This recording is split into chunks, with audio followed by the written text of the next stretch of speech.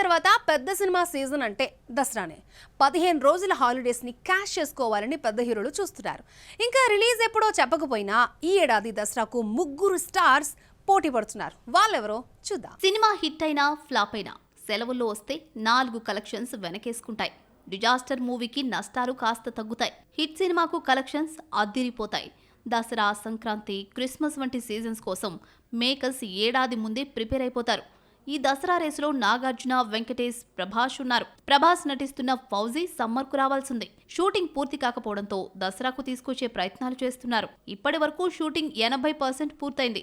Darling మనసు పెట్టి dates ఇస్తే దసరాకు వస్తుంది, లేదంటే రిలీజ్ డేట్స్ మారుతూనే ఉంటాయి. ఈ తొలనొప్పంతా ఎందుకని ఫౌజీ రిలీజ్ డేట్ను ప్రకటించలేదు. సీతారామం ఫేమ్ హను రాఘవపుడి దర్శకత్వంలో ఫౌజీ రూపొందుతోంది. ఈ ఏడాది దసరా పోటీ అంతా బావా భామర్దుల మధ్యనే. ఈ మధ్యకాలంలో ఎప్పుడూ లేనిది నాగార్జున, వెంకటేష్ ఢీ కొడుతున్నారు. వెంకటేష్ ప్రస్తుతం త్రివిక్రమ్ దర్శకత్వంలో ఆదర్శ కుటుంబంలో నటిస్తున్నాడు. సినిమాను సమ్మర్కే రిలీజ్ చేస్తామని ప్రకటించినా షూటింగ్ పూర్తి కాకపోవడంతో దసరా విడుదలకు రెడీ చేస్తారట.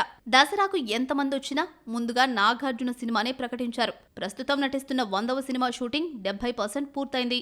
సైలెంట్ గా షూటింగ్ జరుపుకుంటున్న ఈ చిత్రం దసరాకొస్తుందని నాగ్ ఆ మధ్య అఫీషియల్ గా అనౌన్స్ చేశాడు. దసరా రేసులో బావా భామర్దులు వెంకీ, నాగ్ ఒకేసారి వచ్చినా క్లాష్ కాకుండా జాగ్రత్త పడతారు. ఈ ఏడాది దసరా అక్టోబర్ 20న వచ్చింది. ఆదర్శ కుటుంబం గాంధీ జయంతి సందర్భంగా అక్టోబర్ 2న రిలీజ్ చేస్తే నాగ్ 100వ సినిమా దసరాకు ముందు వస్తుందట.